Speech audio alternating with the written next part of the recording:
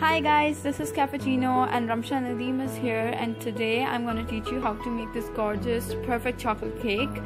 So to start, we need to combine our dry ingredients in one bowl and our wet ingredients in one bowl, and then we will recombine both of those mixes. Okay, so this is some granulated sugar and all the recipe quantities will be listed down below.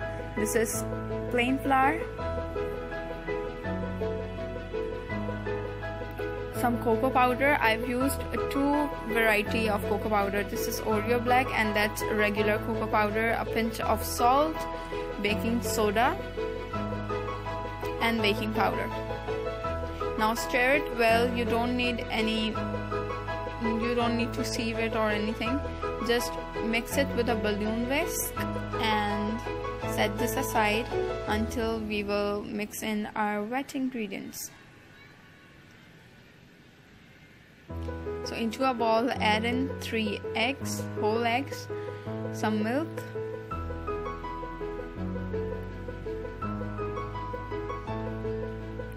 vegetable oil. This looks pretty.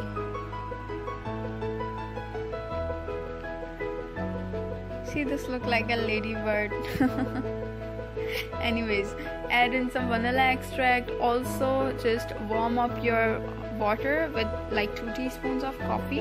I have just microwaved it until boiling hot, and mix in all these wet ingredients just quickly, and then start adding your dry ingredients gradually, scoop by scoop, and mix in everything to combine.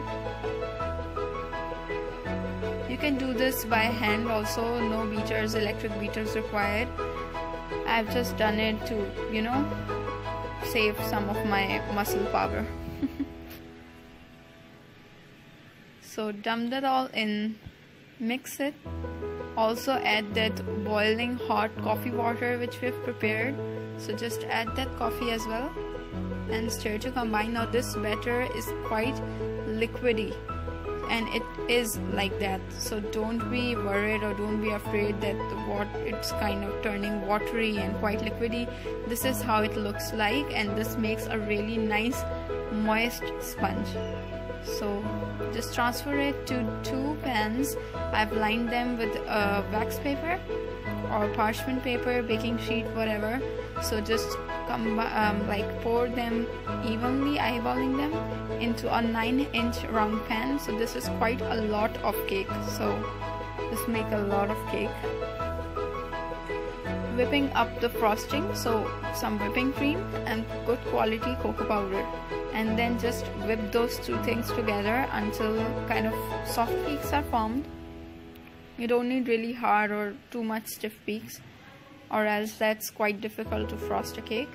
So once they are baked, you need to bake them in the oven for about 45 minutes, or maybe more, maybe less, depends on the nature of your oven.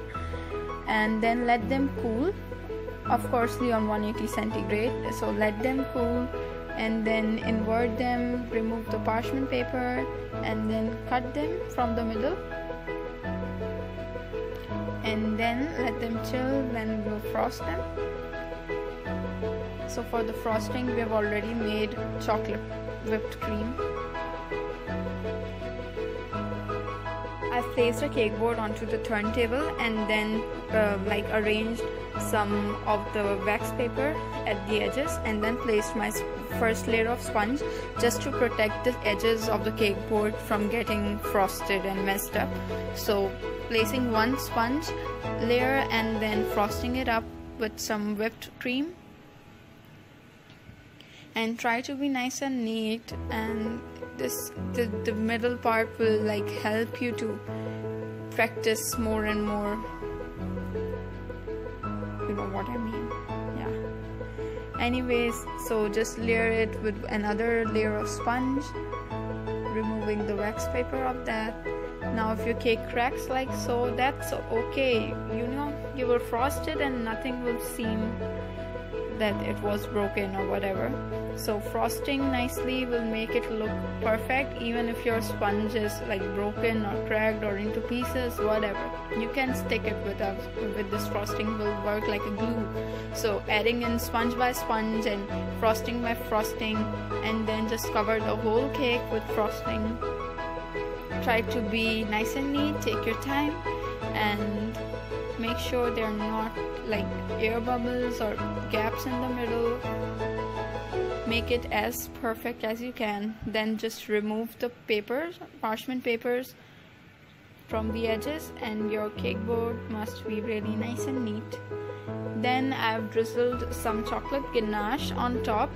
So first chill your cake. I've like chilled it overnight, and then I've drizzled some ganache on top just before kind of serving, and this will give you like a mirror glazed effect. Then I've placed my beautiful chocolate flowers, and I've just arranged them on top, and I'm just sticking the broken pieces with the chocolate only. These are chocolate curls. So if you want to see how to make these beautiful flowers, so stay tuned to my channel and please subscribe, because I will be teaching them in the upcoming week, so you can see how I've made these flowers. And this is the final look. I've just put some coffee granules in the middle of the flower to give it a really nice texture. Subscribe for new video every Friday, and also ring that notification button so you can get every latest update. And as always, eat, drink and think. Bye guys.